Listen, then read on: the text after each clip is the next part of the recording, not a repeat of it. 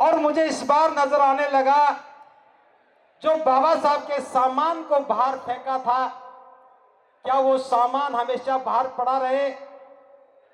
यहां बाबा साहब की मूर्ति लगा दी गई, यहां बुद्ध की मूर्ति लगा दी गई।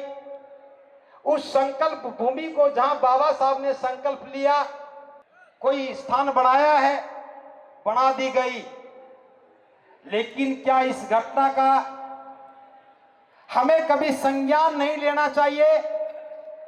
जिस बाबा साहब के सामने करोड़ों लोग नतमस्तक होते हों, अगर ये नहीं कर सको तो अपना अपना सामान भी लेके आया करो और पीछे नदी में फेंक दिया करो। ये नगर निगम की जमीन है, हर काम के लिए परमिशन लेनी होती है। हमारे पास खाना बनाने बांटने का भी प्रबंध था।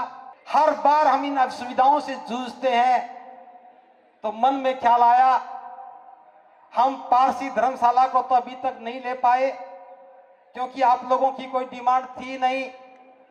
ये तो उन्हीं लोगों को सोचना चाहिए जिस महामानव का जाने अनजाने में उनसे अपमान हुआ।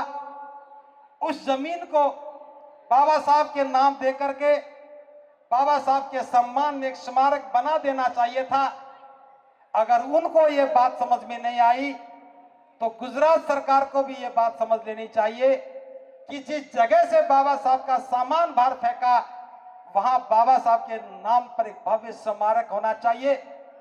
लेकिन मैं बता देना चाहता हूं, मैंने आज तक जीवन में किसी के सामने कोई मांग पत्र नहीं रखा। हमने कोई मांग पत्र नहीं रखा। ये काम जो मांग पत्र रखने वाले लोग रख सकते हैं, ये काम आप कर सकते हैं, लेकिन विचार महत्वपूर्ण है। क्या बाबा साहब का फेंका हुआ सामान बाहर पड़ा रहे? क्या हमारी स्मृति में वही बात बनी रहे कि उस रस्म अदायगी को हर बार देखते रहे?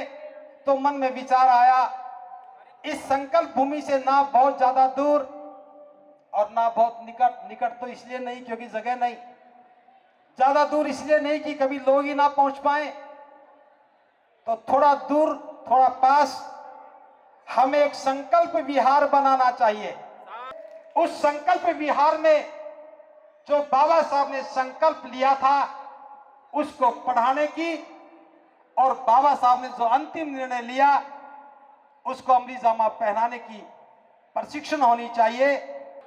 उपासक उपासिकाओं ने सहमति दी और उसी दिन तमाम लाइन में बैसे जाओ। 17 लाख रुपए की घोषणा हो गई।